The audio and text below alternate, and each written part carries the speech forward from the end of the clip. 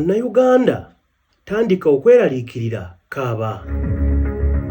Omusajja omu Iran ekire kikeseza amakya gonna olwaleero azzeemu okuteeka obunkenke ku nsi yonna. Pulezidenti w'eggwanga erya Rwanda Paul Rutagambwa Kagame ayina gw'asiimye. Mbanirizaako nate olunaku olwaleero lunaku lwa Sande. Ennaku z'omwezi ziri 21 mwezi gwa mukaaga omwaka 2026. Nze musajja wa Kabaka The Energy Master Chopper Uganda ku lw'ekitongole ekya AKTV Media eky'amawulire. Ekibiina kya National Unity Platform kikyagaaniddwa okuba nga kijoyininga omukago ogwa iPod ngenda kuba nga nzija. Kakati gwe alaba akatambi kano nyambaako kampeera ekigalo gikwatemu vidiyo eno eyongera okuba ng'edduka emisinde. Webukeeredde amakya ag'olunaku olwaleero lw'Essande nga obunkenke bweyongedde okuba nga bulinnya okwetoolola ensi yonna.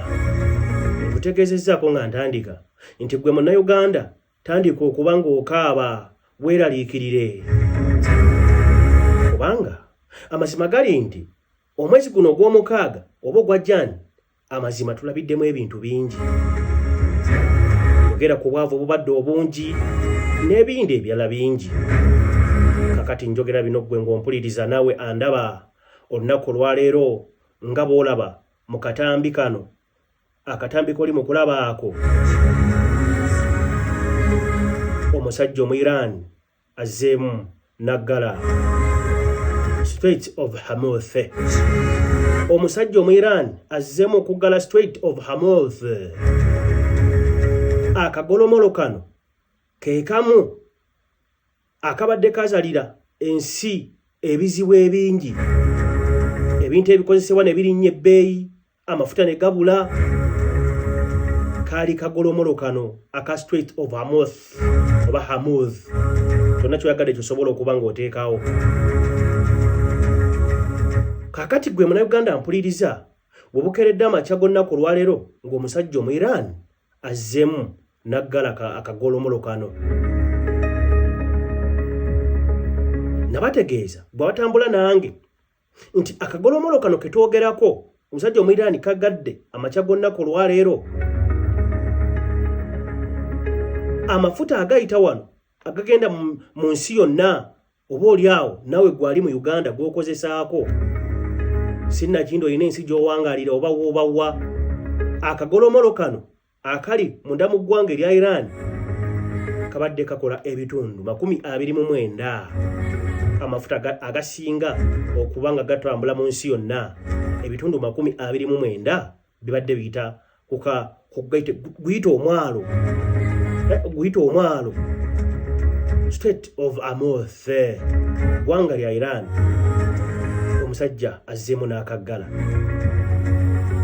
Kinajjukirwa nti ebbanga lye eriwedde lyonna bwe twalaba ennwanagana ezaasooka wakati w'eggwanga erya Iran n'eggwanga erya Amerika kwoteeka eggwanga erya Isirayiri, omusajja omu Iran yakikolako era naggala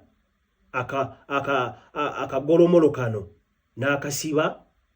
Ekyaddirira kwali kulinnya, kwali kupaala okw'ebbeeyi y'ebintu ebikozesebwa mu bulamu obwa bulijjo. Abali e Uganda munanjulira mwakirozaako. Amafuta mwagagulako nnusu 9, mu bitundu ebimu gatuuka n'emutwalo ogumu 2. Nsonga zaava wano wennyini omusajja omu Iran okuteekawo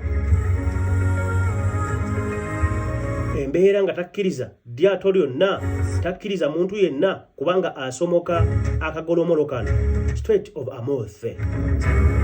Amazima embeera yali nzibu nnyo, wabula bagenda mu maaso n'okuba nga bakkaanya nti akagolomolo kano katteebwe era wabeewo kebikkaanyizibwako wakati w'omusajja omu Iran. Ani yakiri emabega? Yali Donald Trump, president wa ggwanga lya Amerika, nga kkaanyisa eggwanga lino erya Iran kwoteeka munywanyi waalyo eggwanga erya Isirairi.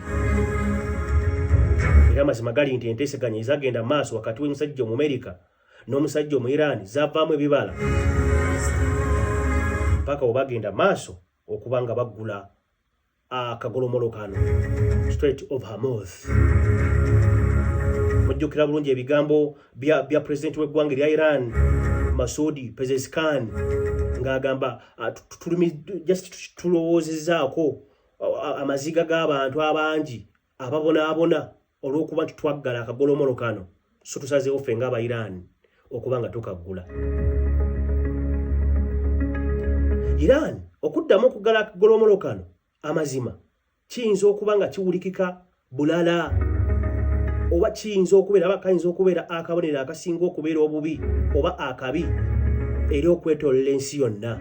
Kubanga kinajjukirwa nti ku mulundi guli ogwasooka Iran bwe yaggala akagolomolo kano oba Strait of Hormuz, America nkugambye yali musaale nnyo mu kukkaanya ne mu kukaka ne mu kuteekawo embeera. Mujjukira America ng'eteekawo embeera ng'etegeeza nti egenda kukwata amagye abasajja abakambwe gawerekere buli meeri eyetissa amafuta gabeerewaawo. Singa Iran kanaagitanda okuba nga eremesa omuntu yenna, America egenda kuba nga egikuba. Mujjukira force eyateekebwawo. Amazima kira bingi bye kyakyusa. Omusajja mu Iran n'atuuka n'agamba waayi kale wadde waliwo okukkaanya okw'emirembe naye ate ne force America gye yasooka okuteekawo ng'ategeeza omusajja mu Iran nti oba toyagala kuggula akagolomolo kano ensi ng'ogiraba eyaggayagga ekyondo kya Buwarabu embeera etabuse genda ku lukalu lw'omwana w'omuddugavu Africa Kampala Uganda bitabuse gwosigale ng'ogadde akantu kano. Amazima force yaliwo ekyawaliriza omukulembeze w'eggwanga erya Iran Masoud Pezeshkian okuvayo n'ategeeza nti bonga aba Iran wamu n'obukulembeze obw'oku ntikko oba Khamenei Mujitaba ono mutabani w'omugenzi mwenna mumumanyi omusajja yali omukambwe kati ono mutabani we Khamenei Mujitaba ye supreme leader w'eggwanga erya Iran. Kakati president w'eggwanga lino Masoud Pezeshkian yategeeza nti oluvannyuma lw'okutuulamu ffe nga ttiimu yaffe ekulembera eggwanga erya Iran twakizudde twakkiriza tuggulewo akagolomolo kano. Nkugambye wadde baakaggulawo wadde waliwo enteeseganya ezaali ez'emirembe naye ate era waliwo force ey'enjawulo eyateekebwawo omusajja omu America wansi w'obukulembeze obwa Donald Trump.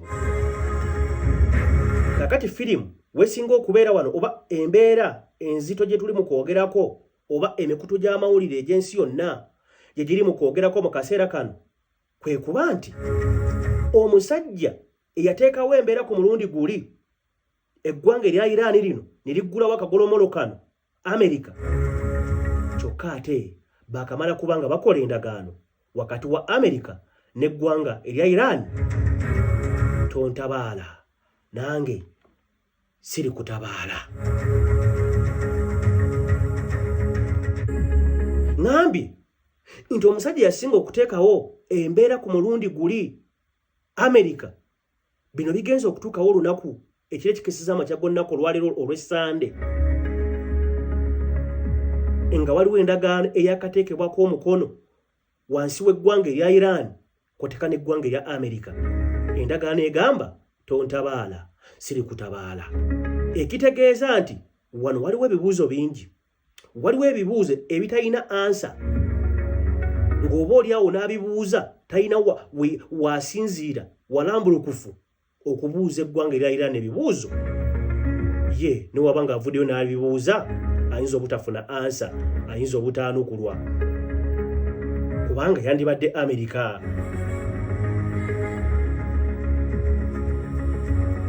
Yandibadde America nga yegenda mu maaso n'okuba nga ebuuza eggwanga erya Iran ebibuuzo kyokka ate bino bigenza okubaawo ng'eggwanga erya Iran lino diina endagaano gye lyakakola n'eggwanga erya America ku nteekateeka y'eggwanga erya Isirairi. Munnayuganda mpuliriza, gy'obeeredde nga weebase omukulembeze w'eggwanga erya America je Donald Trump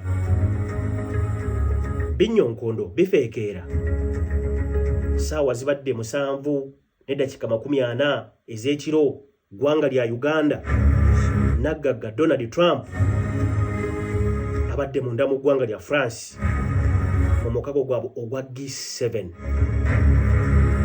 Eno Donald Trump gy'akawangamulidde n'atubulira ku byama. Simanyi kigenda mu maaso ekiri wakati wano ekituufu, naye Donald Trump babadde asisinkanye amawanga ageetaba mu mukago ogwa G7 ekiro ekikeeseza amakya gonna ku lwaleero lw'Essande. Donald Trump atubulidde ebyama ebikwata ku ggwanga erya Isirayiri. Trump ategeezezza nti intelligence assessment y'eggwanga erya America yakizudde nti eggwanga lino erya Isirayiri lirina enteekateeka ez'okugenda mu maaso okukola obulumbaganyi ku ggwanga erya Lebanoni. Nti tebakomye okwo okusinziira ku nkugambi ku intelligence assessment y'eggwanga erya America. Anatugamba bino Donald Trump kiro kikeeseza makya ga lunaku lwa leero nti eggwanga erya Isirayiri lirina enteekateeka ey'okuddamu oba ey'okugenda okulumba eggwanga erya Lebanon. Tebagenda kukoma ku Lebanon mbu basale bagende balumbe n'eggwanga erya Iraq. Anaabyogera Donald Trump abitegeeza amawanga ageetaba mu mukago gwa G7 ekiro ekikeeseza amakya g'onnaku olwaleero. Eke TV Media mukutu kwe tuli nze Wanwanu Yugi omuweerezaawo. Webali kubanga gy'oli gw'alaba ng'ogamba nze Wanwanu Yugi sikusubwa. Yongera okugenda mu message teekayo kyonna ky'oyagala. Bwe kuba kumpaana nsuusuutaako. Bw'oba olina ky'oyagala tukyusemu tujja kikyusa. Olina bizinensi tugikulangire gireete. Donald Trump ono takomye okwo, alina n'ebirala by'ategeezezza. Ategeezezza abakulu b'amawanga gano nti ffe ng'eggwanga erya America amazima tugezezzaako enfuudo eziwerako nga twogera n'obukulembeze bw'eggwanga erya Isirayiri, Benjamin Netanyahu n'abakulembeze abalala. Na Isirayiri ejeemye, Isirayiri egaanye, eraga nti yo si byeriko, ffe tuli ku peegi ndala nabo bali ku peegi ndala. Donald Trump abitegeeza abakulu b'amawanga abeegattira amawanga aga G7 agamba nti ffe nga America tugezezzaako okulaga Iran okulaga eggwanga erya Isirayiri ebirungi ebiri mu ndagaano gye twakola ffe nga America n'omusajja omu Iran. Birungi ki ebigirimu byogenda okuganyirwamu ggwe omusajja omu Isirayiri? Naye nti Isirayiri yeeremye, Isirayiri egaanye. Trump abinnyonnyola abakulembeze b'amawanga ga G7 ekiro ekikeeseza amakya g'onnaku olwaleero. Ategeeza nti kituufu ffe ng'eggwanga erya America twakitegeerako nti obukulembeze bw'eggwanga erya Isirayiri enteekateeka ey'endagaano eyakolebwa wakati waffe ng'Abamerika n'omusajja omu Iran eyaluubirirwamu okubukaza emirembe ku kyondo kya Buwarabu wa mu Middle East okutwaliza awamu, ate omusajja omu Isirayiri yasigala giwakanyizza era agamba tagikkiririzaamu. Donald Trump nga bw'omulaba awo abadde mu G7 ng'ayogerako eri abakulembeze b'amawanga agakola omukago guno. Ategeezezza nti ffe nga America tufuddeyo nnyo okuba nga tusomesa oba nga tukakasa oba nga tusiigira eggwanga lino erya Isirayiri biki ebirungi ebiri mu ndagaano eno gye twakola, wabula omusajja omu Isirayiri agaanye okuba nga awuliriza. Donald Trump takomye okwo. Abotodde n'ekyama simanyi wabaddeko mmandwa ki, abaddeko mmandwa bwanika oba abaddeko mmandwa ki.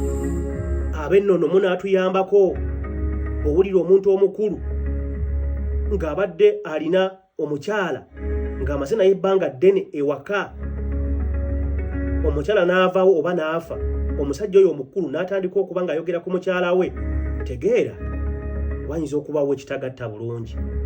Donald Trump ekirere kikisama kyagonna kuwaliro mu G7 gyali oba gyabadde eno gyasinzire n'ategeeza ensi nga kamera zimutunuddemu ez'ensi yonna nti temulaba nti wagendawo ceasefire wakati w'eggwanga erya Isirairi n'abali abali mu wansi mu lwannanda olw'e Gaza Abapalestine. Trump atukubye akaama.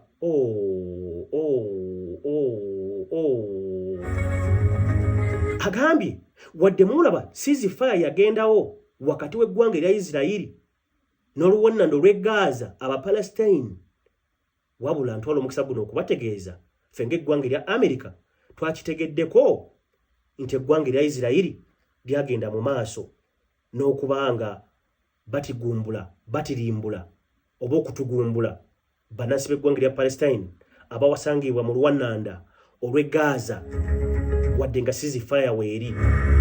Trump agamba nti okuva lwe bateekawo ceasefire mwenneyo gye mwalaba bannayuganda bannyabo ne bassebo abandaba nti eggwanga erya Isirairi lyakatta bannansi b'eggwanga erya Palestine mu luwannanda olw'e Gaza abawerya ddala 10,000 olulamba.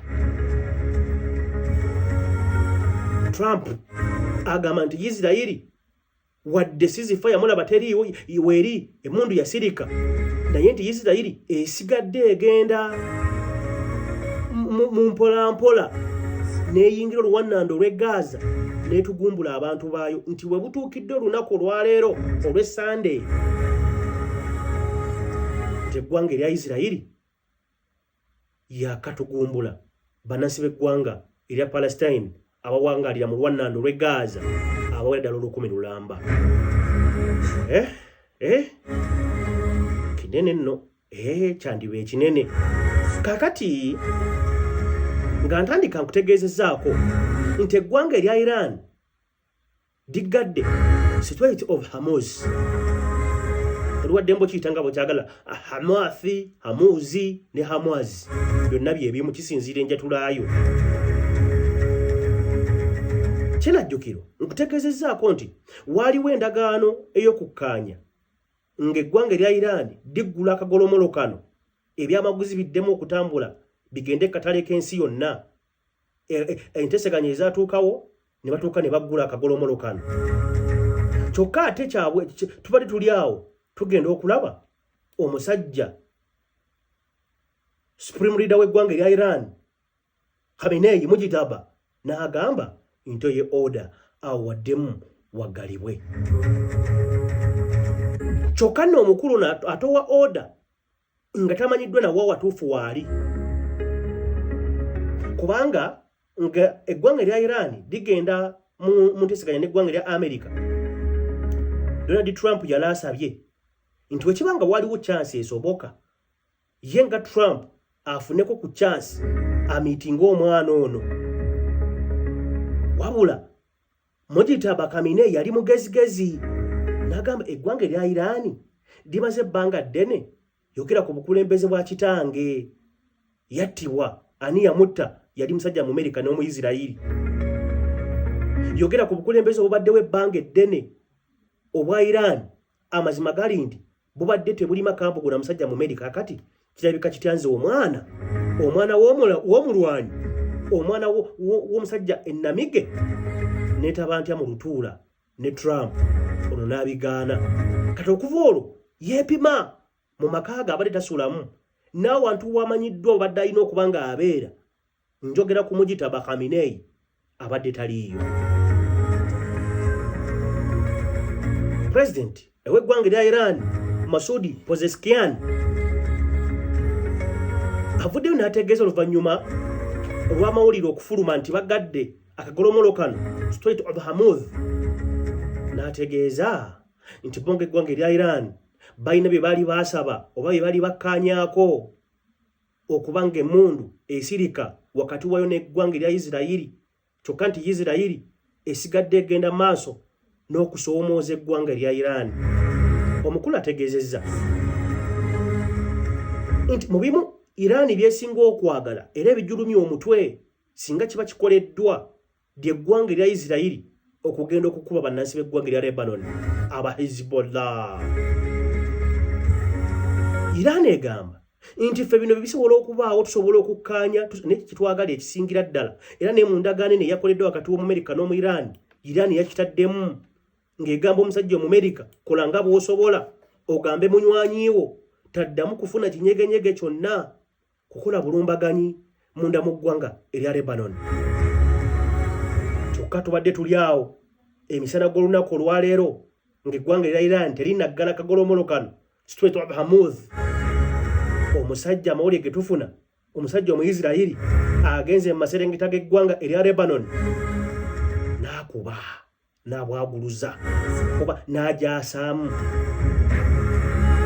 Omusajja Omuyisirayiri agenze mu maserengeta g'omusajja Omuhizbollah oba Omulebanon wawangalira abaHizbollah n'akuba. Okusinziira ku Lieutenant Colonel Dul Jodelia Ben Shimon ngambye okusinziira ku Lieutenant Colonel Dul Jodelia Ben Simon ngono ali majje ga ggwanga lya Isirayiri mu bwangu ddala avuddeyo n'akakasa olulumbo lukoleddwa eggwanga erya Isirayiri ku ggwanga erya Lebanon n'agamba kakati ffe we tuli amazima ensolo ku kizigo kweri. Abadde yakamala kwogera bino eggwanga erya ne ligamba kakati mugambye eki nti tuva kukuba ba Hezbollah tuva kukira Lebanon mu maserengeta tugikube tugibwogolozza. Irani negamba kale tunaalaba awo wennyini Irani weeyisize ebiragiro weeyisiriza awo wennyini tezzeemu kubanga ebuuza kibuuzo kirala egenze mu maaso n'okubanga eddamu buto okuggala Strait of Hormuz.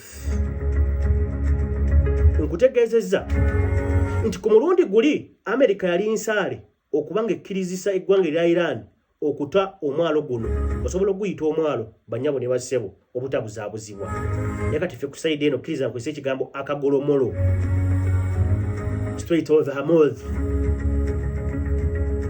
Ku mulundi guno kiyinza okubeera ekizibu kubanga bwe kibanga ku mulundi guli eggwanga erya Amerika lyateekawo embeera ennene ey'okuteesa n'enkake eggwanga erya Iran okuggula omwalo guno kyokka ate bakava kukola ndagaano wakati waabwe w'amawanga gano abiri tontabaala siri kutabaala ekitegeeza nti kiyinza okubeera ekizibu eggwanga erya Amerika okuddamu okwetaba butereevu mu nteekateeka z'eggwanga erya Iran okuddamu okugula akagolomolo kano oba okukaggulawo emmaali eddemu etambule eyolekere amawanga agagali mu bwetaavu.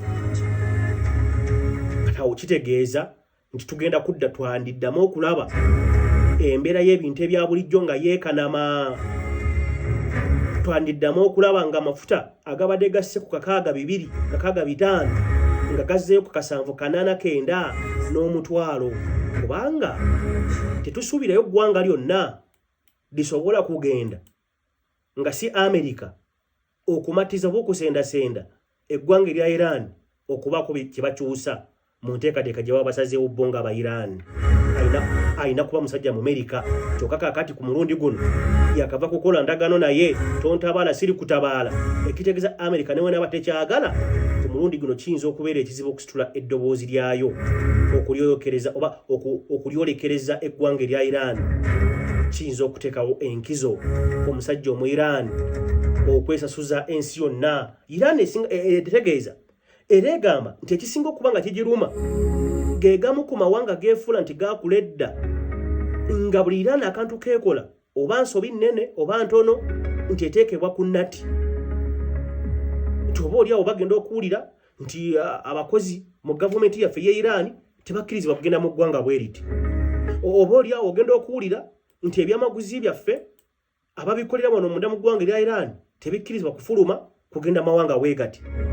Kati Iran egamba nakyo kigirumya omutwe kigibobba nti ensi eyina engeri gy'eramulamu eggwanga erya Iran awatali bwenkanya ng'amawanga amalala. ebyo ebigambo babyogera ku mulundi guli kati bazzemu bagadde akagolomolokano. Kitegeeza bwe watabaawo kusaba nnyo, bwe watabaawo kisa kya Katonda, Iran neddamu neggala akagolomolokano okumalako ebbanga eddene, kale newe guba mwezi gumu bwe guti ennaku 30 amazima tuba tugenda kukiwulira. Nandibadde nkozesa ekigambo nti ogenda kukiwulira, naye nange kennyini kamwa koogera wanu yugi mba wa kukiwulira, ekitegeeza nti olulimi olutuufu tugenda kukiwulira. Kubanga nkutegeeza nti ebitundu 29 ebyamaguzi naddala okusingira ddala amafuta gabadde gayita ku kagolomolokano ak'eggwanga erya Iran, kati bamaze okubanga baluggala. Sabira Semazinga nsi oba olyawo Mukama aleka okubanga atubonereza. Tubadde tukyali mwezi guno ogw'omukaaga nga muzibu ddala, ekiyitibwa ensimbi nga ziganyi zibuze, simanyi gwewo kiri kitya. Ewo guno omwezi ogw'omukaaga sofa gubadde gutya munywanyi, sooka ombuulireko. Nze kusaidia nga okutwaliza awamu tegubadde mulungi n'akatono, naddala ku by'ensimbi obwavu bungi. So kakati gwe simanyi gw'omwezi ogw'omukaaga gubadde gukututte gutya sofa, obadde ofisawoko kuzaaka meeza tata w'abaana bwakulekera, oba gwe tata w'abaana bw'obadde ogenda mu tawuni obadde weesuulirayoko omutwalo ku akawunti eya bbanka oba nedda. Kyemmanyi mu mwezi guno ogw'omukaaga kiyinza okuba ekizibu okubaawo nga waliwo akikoze mu butuufu bwakyo. Mwezi gubadde muzibu ddala. Empozi gwoba ng'ogamba aza alhamdulillah mbadde nkyali bulungi, lwaki tonnoonyaako nange n'obaako engeri gyongiramu naawe? Mukutu gwa AK TV Media, musajja wa Kabaka Chopa Uganda, nkyali muzaamugula okubanga tutambula ffenna olunaku olwaleero. Banyabo ne bassebo, njagala nga sinnagenda wala njagala kuyingira munda mu ggwanga erya Rwanda, naye nga sinnagenda mu ggwanga lya Rwanda. Sokolaba akatambi kano katono nnyo kampi nnyo, era bw'omala okkalaba ogende mu komenti onteremu gwe kyowulidde, kubanga sigenda koogerako oba oli awo sigenda kamalirako nnyo bidde bwange bungi, naye nga ndabye nga kibadde kyetaagisa okukaba waamu nammwe ne mukawuliriza. Kaako sooka okalabe then oluvannyuma kanzije. Bwenzijukira omwana we nga bamuleeta mu Parliament nga bambi ayambadde akakaaya ka uniform k'essomero ng'ekimuleesezza njole ya maama we eri wali. Nedda mukwano, nnyinza obutasobola kujja kutunuza mmundu mu Nampala gwe baleese, gwe famire ye gwe yaleese. Simumanyi, nnyinza n'okuba saagala kumumanyi, naye nnyinza obutasobola. Okyala Justin Nammeere ayogera ku nsonga ezigenda mu maaso ekalangala, agamba nti nedda nze munsonyiwe. Aida nsonyiwa, sinza kwetaba, sinza kubeera mu buyabuya. Nendyamu Irene Nakimuli olukwe, wadde yali tamanyi nange nga simumanyi, naye nalabako muwalawe ku Parliament y'eggwanga ng'akaaba, era nga n'ababaka bennyini bakaaba balaga omukwano gwe baalina eri Irene Nakimuli. Kati sinza kubeera mu lyazaamanya ng'abantu abamu balaga nti oli baali mukwano gwabwe nnyo, kyokka ate mu kaseera kano basiiba kalangala nga balaga bali mu kukuba enteekateeka ye ne famire ye gye baasiima, kubanga agambye nti ono Irene yasembebwa famire ya Nakimuli Helen. Kakati agamba bwe kiba nga twasalawo ntugambe tulage Ellen omukwano, era nga tugamba yali mukwano gwaffe, twalaba kawalake nkajja ku Parliament nga mazima kesi kali mu uniform kalaga ennyiike ne tukalumirwako ennaku. Akaana kenini ne katugamba bannange ffe nga family tusazeewo mutuweere Irene akalulu, kyokka ate sinza kwetaba mu nteekateeka ya kubanga menyawo ebyo bye twasuubiza omwana ono omuto. Nze nga Nammeere Justin sigenda kwetaba mu nteekateeka ya kalulu akagenda mu maaso mu bitundu ebyekalangala.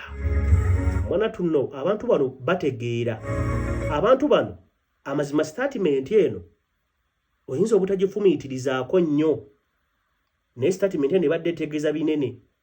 Nze ndabyemu nti bano abantu buli kye bakola bakikola kagenderere. Ekibi bakiraba nti kibi, n'ekirungi bakiraba nti kirungi, wabula bo ne basalawo bakwate oba oli awo ekkubo lye baagala. onzikirize nkomea ensonga eyo njikomyawo nayo nkikulekedde gwe mu ndaba y'ebintu gwamanyi ngeri gy'obirabye ne gy'obiwulidde ne Justin Namera agamba siyinza kwetaba siyinza kuba omu kubagenda e Kalangala okunoonyeza muna NRM akalulu kyokka ate nga nze omu oba bana NRM feke nnyini twalaga nti Ellen Nakimuli atulumye kyokka ate ono Irene ali mu bigere bya Ellen Nakimuli kitegeeza bwe ngenda n'empagira owa NRM e Kalangala amazima mbanja kulabika bubi nnyo kitegeeza ebigambo byonna bye nasuubiza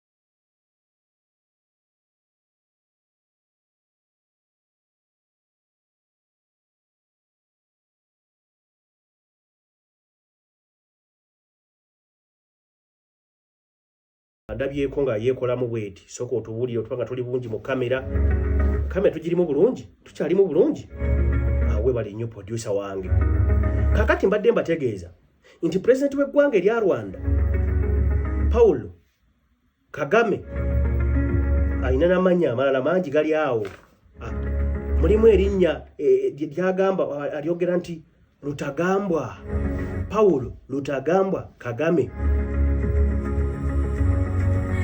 ono Paul Tagamba Kagame gwolaba mu sukurini yo kati mu kaseera kano azalibwa ng'ennaku z'omwezi 23 omwezi ogwa Oktoba omwaka 1957 gy'emyaka ndowooza bwe mbanga mbazeebazeema omunyambeko awo gibeera emyaka ng'emeka myaka nga 58 egy'obukulu azalibwa ng'ennaku z'omwezi 23 omwezi ogw'ekkumi Okutobba omwaka 1957. Emyaka giteekewaawo jinza okubanga mathematics saamuyita bulungi naye wembanga siserabidde obanga bwembala abalamu gy'emyaka 68 egy'obukulu gy'alina mu kaseera kano. Paulo Lutagamba Kagame ono munnabyabufuzi oba politician munda mu ggwanga erya Rwanda, ate era ono former military officer munda mu ggwanga erya Rwanda, wansi w'ekibiina oba wansi w'eggye erimanyiddwako nga RPF, Rwanda Patriotic Front. Rwanda Patriotic Front, ekitegeeza nono omwana erinnya lino patriotic yaliko power anko naye agamba PLU mubimaleyo biibyo. Kakati Paul Lutagamba Kagame ono okutegeezesa ku munnabyabufuzi politician munda mu ggwanga erya Rwanda, kyokka ate era ono former military officer wansi w'eggye erya RPF, Rwanda Patriotic Front. Paulo Lutagambwa Kagame ono okuva mu mwaka ogwa 1994 oba otuyingirira omwaka ogwa 1994, ono yali munnabyabufuzi munda mu gavumenti eyali etwala obuyinza ebwa Rwanda mu kaseera ako wansi wa President Bizimungu. Webale nnyo. Kagame ono asooka ono ng'oggyeko Bizimungu, ono yali vice president we. Ndi mu myaka gya 94 eri, ndi mu 94. Tukati nga mu kaseera ke kamu okusinziira ku bye tulaba oba ebyafaayo ebimwetolerako, ono yali vice president owa Bizimungu, ate era nga mu kaseera ke kamu ye minister owa defense oba minister of defense munda mu ggwanga erya Rwanda wansi w'obukulembeze owa Bizimungu, ono nga ye vice president ate era nga ye minister owa defense munda mu ggwanga erya Rwanda. Tulifenda mu class ono atandika okwekola obusolosolo okuva mu 1994. Yasigala abalibwa ngera nga vice president ate era nga asigala abalibwa nga minister oba minister wa defense munda mu ggwanga erya Rwanda.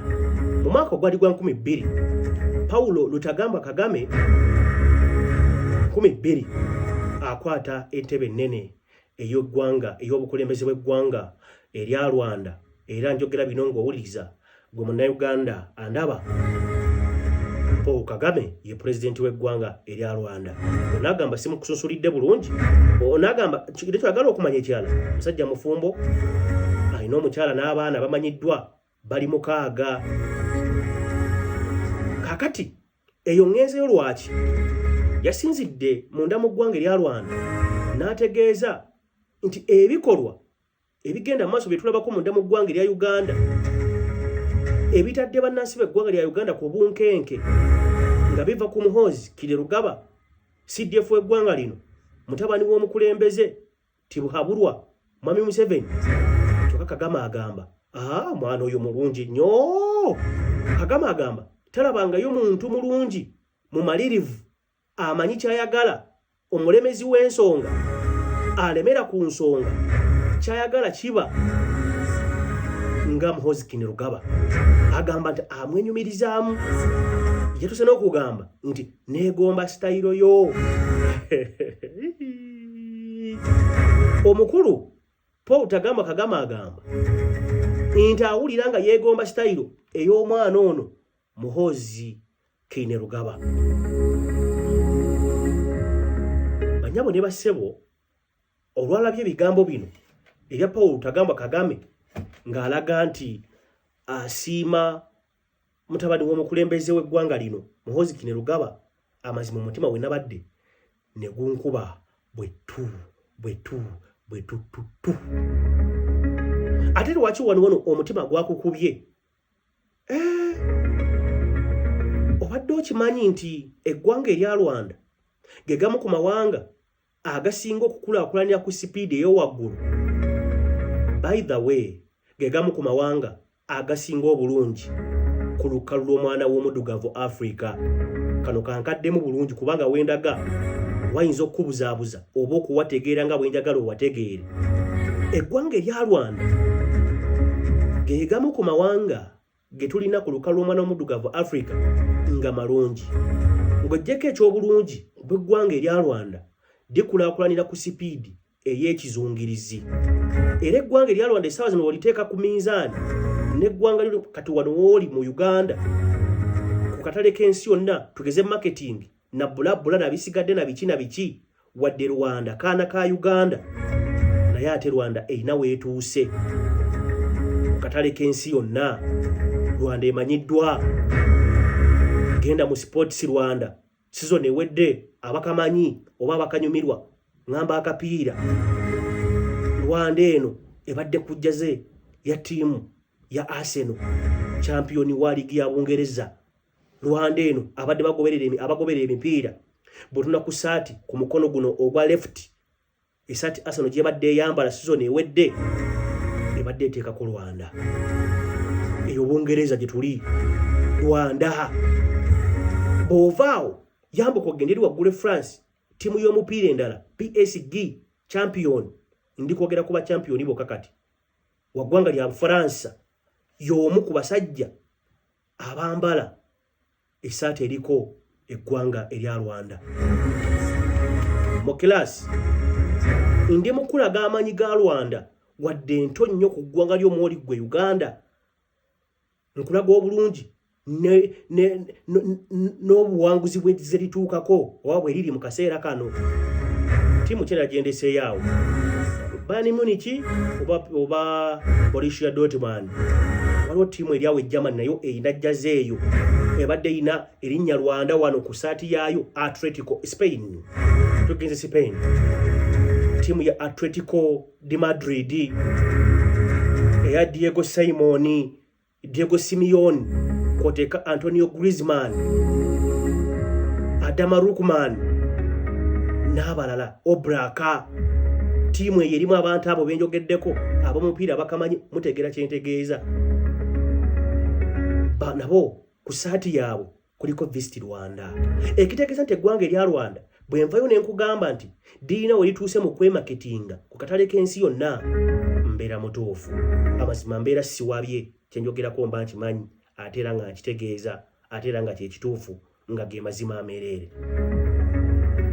Wabula oyinza okuddawo ne weebuuza bwe libanga Rwanda ggwanga erisinga obulungi nga wano oba otugambye, ate lwaki ndaba okusinziira ku bibalo by'ensi yonna biraga nti amawanga gali abiri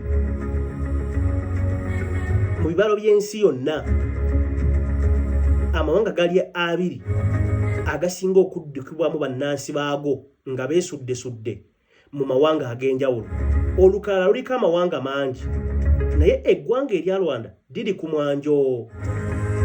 Yogera ku ggwanga nga Eritrea. Eggwanga erya Eritrea ge gamu ku mawanga gali ku mwanjo nga bannansi b'amawanga go tebabeerayo. Obasanga ogenda gundi gy'obasanga, ogenda booti gy'obasanga eyo. Kakati n'eggwanga erya Rwanda ebibalo biraga nti bannansi b'eggwanga erya Rwanda abasinga obungi badduka eggwanga eryo tebabeerayo. Kyokka ate nga wano tugambye eggwanga ddungi, lwaki tebabeerayo? Ensonga weeri. Muyimbi yagamba ensonga yoweeri, ensonga yoweeri. Ensonga yeeno wuliriza bulungi.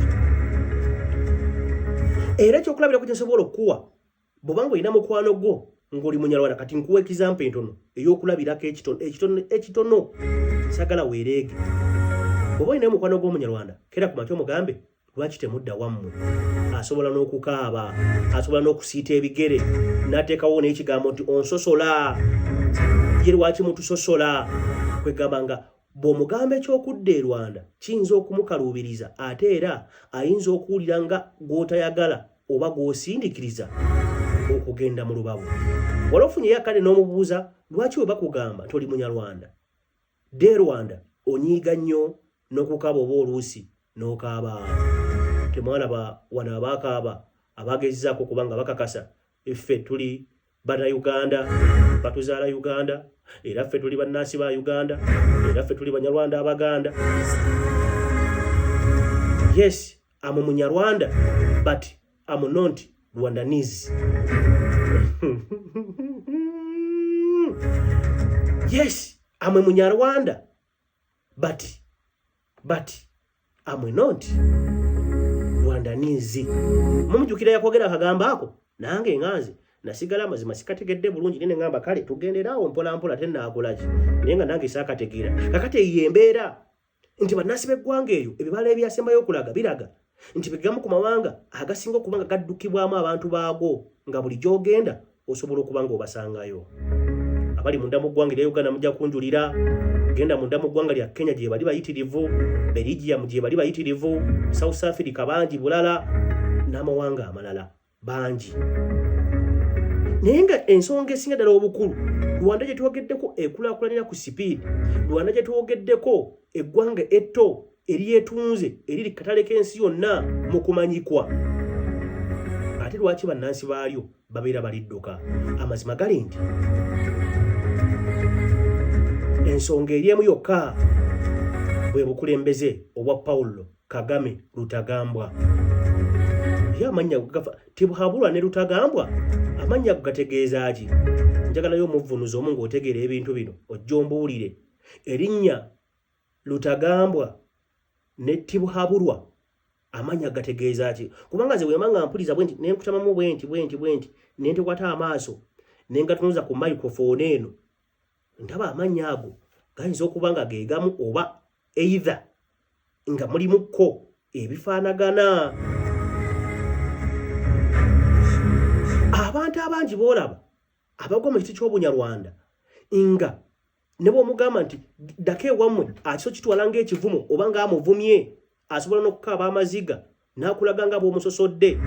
Ensonga eri emu obukulembeze bwa Paul Kagame Rutagambwa si bwangu wadde n'akatono, wadde nga weewaawo kimuyambyeko okubanga Rwanda sikegamu ku mawanga gosobola okugenda kumala kagamba nti ngenda kuva eno oba oli muna Uganda oba oli muki ngende Rwanda nkole byenjagala. Si bwe kiri. Rwanda ekiyitibwa etteeka likola ate ku buli muntu. Kati ekifula Uganda ey'enjawulo nti amateeka ga wano tegakola ku buli muntu, gakola ku bamu na bamu oba ku oyo bwe gaba gagadde oba oli awo oba gwe lisiimye. Ate Rwanda si bwe kiri, etteeka liba tteeka era likola ku buli muntu yenna. Kakati ekyo bannansi b'eggwanga erya Rwanda abamu balabanga okubatulugunya, balabanga ekitasaana era bayinza okukitaputa ng'okubabonereza oba nga pulezidenti ali mu ggwanga erya Rwanda Paul Kagame nga bw'ali omukambwe. Ekyokubiri, Paul Kagame obukulembeze bwe si bwe obw'okusaagirirako. Ekyokulabirako toyinza kumalaga kati oli mwana wasoma atiwo kompyuta ogituulako bulungi n'owoomesa n'ogenda n'ozimba by'ozimbye. For example ngamba nga bukatuni obwe mulaba eyo n'obukuba mu Paul Kagame n'osigala engulu. Mwana ttu abakunona tomanya na ngiri gye bakutuuseeko. Oyo ye Paul Kagame. N'ensonga ey'okusatu gye ngenda okukomako mwerekereze Paul Kagame enfuga ye egendera ku magye, siku enfuga ye erimu ekinnamagye. Oda bw'aba agambye tagala kuleyo omuntu mulala agamba nti bw'aba agambye wadde weewaawo bingi era ebirungi Paul Kagame byakoledde Rwanda era ndowooza ngenda kudda wano ate nkulaga ebyenkizo Kagame Paul Kagame byakoledde eggwanga erya Rwanda oba oli awo nga waliwo abanyarwanda abamwenyumirizaamu nga bagamba taata waffe mu Busoga tugamba fungua. kakati eyo ngenzeyo nga njagala nkulage Kagame bw'amala okulaga nti asiima emirimu gya Muhoozi Kainerugaba wembadde njagala we wano wennyini wentuuse eggwanga lino Uganda tubiwulira mbu byavadde eri 2013 nti ono Muhoozi Kainerugaba ali mu kuteekebwateekebwa okubanga ajja ku ntebe ennene ey'obukulembeze bw'eggwanga lino naye amazima omwezi guno ogw'omukaaga nkugambye gubadde muzibu gutabuse Muhoozi akoleddemu ebintu bingi oba oliawo ebisanyusa abo abamukkiririzaamu ate ebinyiiza abo abatamukkiririzaamu kyokka te nekyewuunyisa wano kaakano katwiga kankanyigeewo nako sikanyizeewo mu bubi kankanyigeewo namwe mukategeere olaba nno abantu abasinga okubanga bawagira Muhoozi Kainerugaba amazima sikyogedde mu bubi abasinga be bamu ku baganda baffe era abava eyo Rwanda eyo baagala